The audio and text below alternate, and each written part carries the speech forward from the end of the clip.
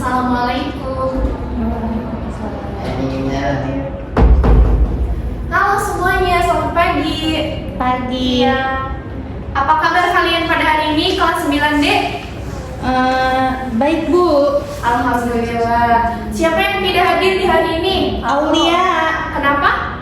Nggak tahu Bu, katanya masih di Garut. Oke, berarti cuma Aulia yang gak masuk? Aulia sama Anastasia Bu. Sama Anastasia, Anastasia Iya. kenapa? Nggak tahu Bu. Oke, berarti Aulia sama Anastasia ya. Ya. Nah, sebelum memulai pembelajaran, alangkah baiknya kita mulai dengan bismillah terlebih dahulu. Ayo kita membaca basmalah bersama-sama. Bismillahirrahmanirrahim. Baik, anak-anak masih ingat gak di pertemuan sebelumnya kita membahas tentang apa? Duh Bu, ini syukur Syukur. Oke, sama ibu siapa? sama Bu Dea. Ibu Dea. Untuk pertemuan sekarang diinfal sama Ibu Aul ya. Iya. Ada yang tahu hari ini kita akan belajar materi apa? Praktek Bu, praktek. Praktek apa? Jual beli. Jual beli. Ya. Jadi betul di pertemuan sekarang kita akan belajar tentang praktik jual beli dan utang piutang serta menghindari riba. Nah, anak-anakku, siapa yang pagi ini sudah melakukan kegiatan jual beli dan apa yang kalian beli dan bagaimana caranya? Boleh, Egi? Belum beli apa-apa Bu. Belum beli apa-apa? Baru ngeprint Bu. Ngeprint. Ya. Ngeprint itu kita mengeluarkan uang dan mendapatkan printan, betul? Iya betul Bu. Jadi bisa diartikan kalau jual beli itu kita melakukan transaksi Ya. menggunakan Uang. betul. Nah, jadi setiap transaksi yang kita lakukan akan dimintai pertanggungjawaban. Maka penting untuk kita melakukannya dengan cara yang halal. Nah, adapun tujuan kita mempelajari materi pada hari ini yaitu yang pertama untuk menjelaskan konsep dasar muamalah, termasuk jual beli, utang piutang dan larangan riba berdasarkan dalil-dalil syariat Islam secara benar dan terperinci. Selanjutnya yaitu untuk mengidentifikasi praktik jual beli yang sah dan praktik yang dilarang dalam Islam melalui analisis kasus dan diskusi. Dan yang terakhir yaitu untuk memahami dan menerapkan syarat-syarat serta adab yang harus dijalankan dalam transaksi jual beli dan utang piutang sesuai ketentuan agama. Nah, kita nonton video terlebih dahulu ya. Yuk kita beli bapaunya Naomi. Kami katanya dulu penolaknya. Halal kan bapaunya? Iya. Mak, beli bapaunya dong. Bapaunya halal kan? Aku cek. Tuh, lihat di slotnya Mama. Ada logo halalnya dari MUI. Pokoknya mah, bakal Mama dijamin halal dan enak. Nah, jadi tadi kan kita sudah bersama-sama menonton video animasi pembelajaran ya. Coba di sini Ibu minta kepada Dea untuk menyampaikan gitu dari hasil tadi menonton video itu ada tentang apa? Boleh ya?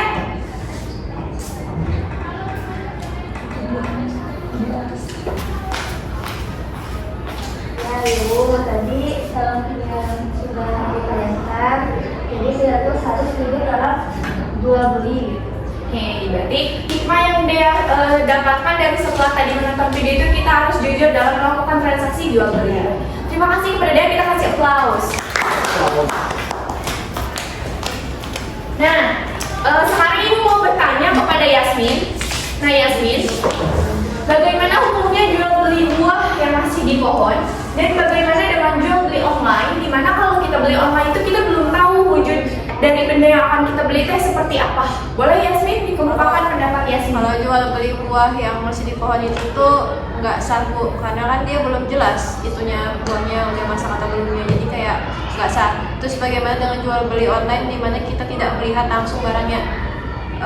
Itu sah, tapi lebih baik lagi offline gitu, karena melihat langsung barangnya gimana, terus kekurangannya apa gitu. Karena kan di online juga kadang kita nggak tahu kekurangannya apa ya, terus nyampe juga nanti tiba-tiba entah ada di perjalanan ada yang rusak atau gimana gitu.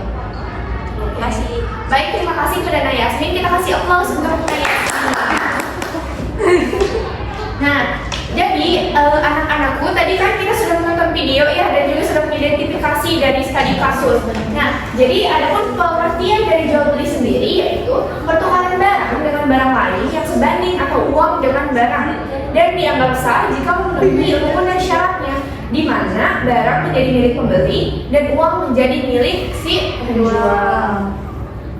Macam-macam jual beli. Nah, ada jual beli yang eksis di zaman sekarang, yaitu yang pertama ada jual beli barter. Mungkin anak-anakku di sini sudah pada familiar dengan yang namanya barter. Ya, Iya bu. barter tahu.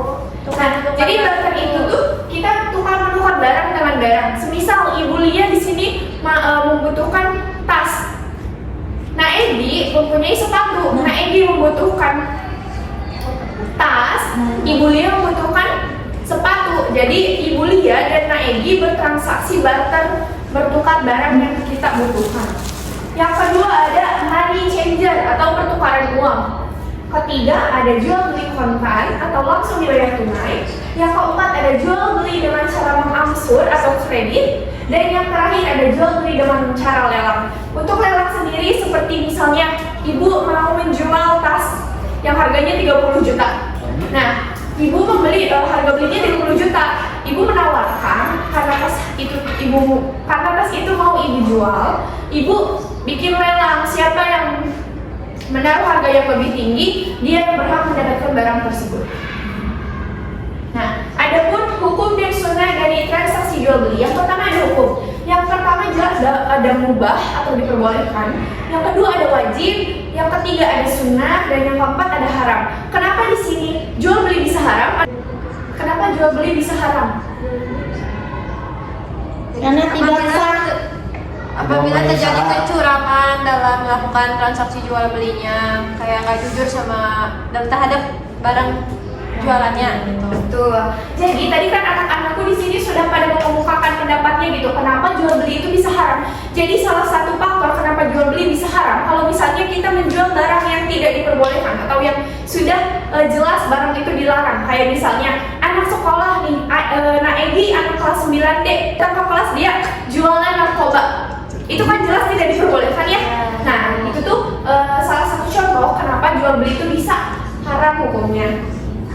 Nah, terus lanjut ke rukun dari jual beli. Yang pertama ada penjual dan pembeli, betul? Kalau kita melakukan transaksi jual dan beli harus ada, pertama ada penjual, kedua ada pembeli, betul? Kalau misalnya cuma ada penjual, itu bisa disebut jual beli atau tidak? Tidak. Tidak. Kalau sebaliknya cuma ada pembeli, itu jual beli atau tidak? Tidak. Betul. Jadi salah satu rukun ya, yaitu harus ada penjual dan harus ada pembeli. Yang kedua ada benda yang dijual. Nah, ini ada korelasinya dengan poin nomor 1. Percuma ada Ibu sebagai penjual dan Nak Egi sebagai pembeli, kalau tidak ada barang yang jadi alat transaksi, itu tidak sah ya. Dan yang ketiga ada alat tukar yang sah. Coba di sini Ibu pengen tahu alat tukar yang sah tuh apa aja sih? Yang pertama ada uang. Betul. Yang ketiga Barang. Keempat Teh. yang terakhir ada ijab kabul. Adapun syarat dari barang yang ingin dijual, yaitu yang pertama, keadaan barang itu suci atau dapat disucikan. Jadi bukan barang yang najis. Haram. Iya, betul. Yang kedua, barang yang dijual memiliki manfaat pastinya.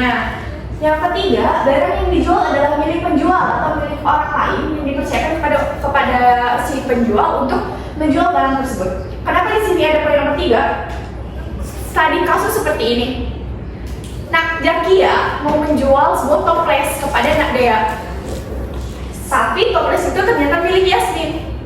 Nak Yasmin tidak mengetahui bahwasannya toples milik dia dijual oleh Nak Jakia. Itu syah atau tidak? Tidak. Kenapa? Karena kan yang punyanya yang menang. Betul.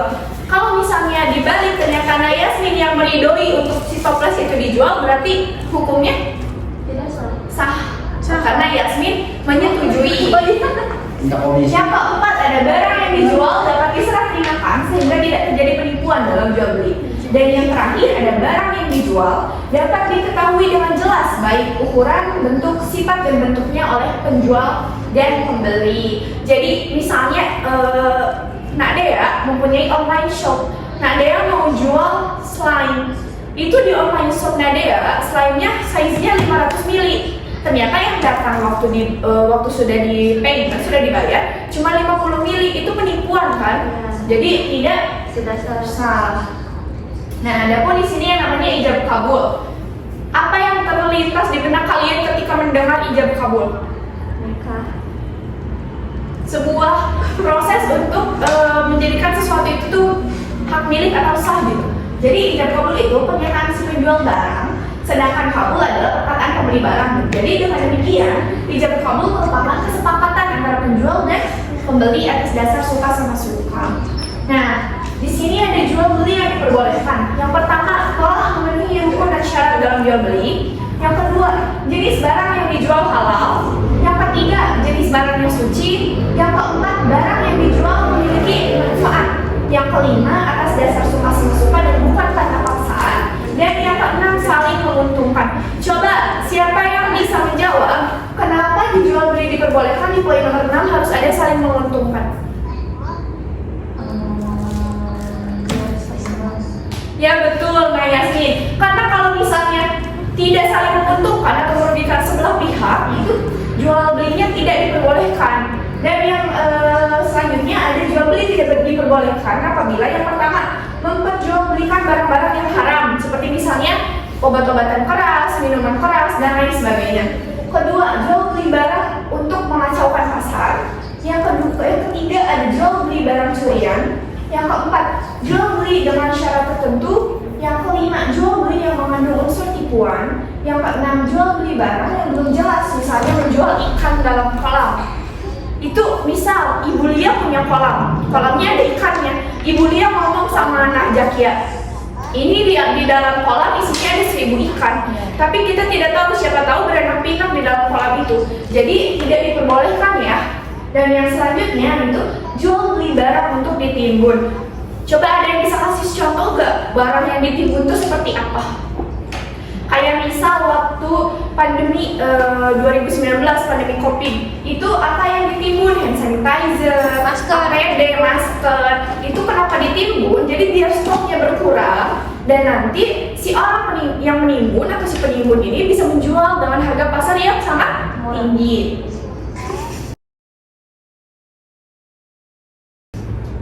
Nah, di sini kita akan bermain role play atau simulasi bermain peran. Ibu mau minta kepada menjadi 2 kelompok, yaitu pertama ada Nak Zakia dan Nak Dea, dan kelompok kedua ada Nak Egi dan Nak Yasmin. Boleh kalian bersimulasi atau berrole play seolah-olah kalian akan melakukan transaksi jual beli. Ini berapa ya, Bu? Ini berapa ya, Bu? Nah, jadi ini contoh transaksi jual beli dari kelompok 1. Boleh kepada kelompok 2 untuk memperagakan simulasi jual beli dari penjualan kalian.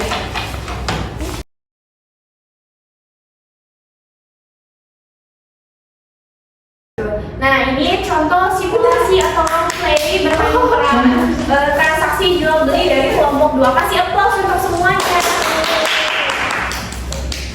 Nah, anak-anakku, semua belajar hari ini hal apa yang akan kalian perhatikan saat melakukan jual beli? Coba Nak Egi, hal apa yang akan Nak Egi perhatikan kalau Nak Egi akan melakukan transaksi jual beli? Barang. Kualitas. Egi kualitas. Betul, seperti yang tadi kata Nak Egi, yang pertama harus diperhatikan kualitasnya, barangnya, rukunnya, syarat sahnya, dan lain sebagainya. Keadaan barangnya, Bu. Coba di sini siapa yang akan menyimpulkan pembelajaran pada hari ini? Aku. Boleh Nadia, silakan ke depan. Jadi dari semua yang sudah Ibu awal sampaikan, jadi kalau misalkan jual beli itu harus mempunyai rukun dan syaratnya, dan jual beli juga harus dengan jujur gitu, nggak boleh riba. Nah, baik, tadi rekan kalian, Nadia, sudah mengemukakan kesimpulan dari pembelajaran pada hari ini. Mungkin sekian ya dari Ibu untuk pertemuan PAIBP di hari ini, di hari Senin pagi ini.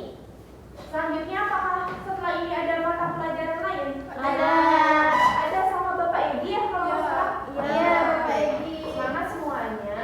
Tadi kan membaca Doa. Boleh siapa yang ingin memimpin untuk membaca doa?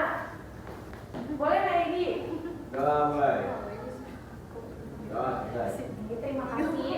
Anak-anakku sekalian, terima kasih atas perhatiannya. Mohon maaf apabila ibu terlalu cepat dalam menyampaikan materi. Semangat terus.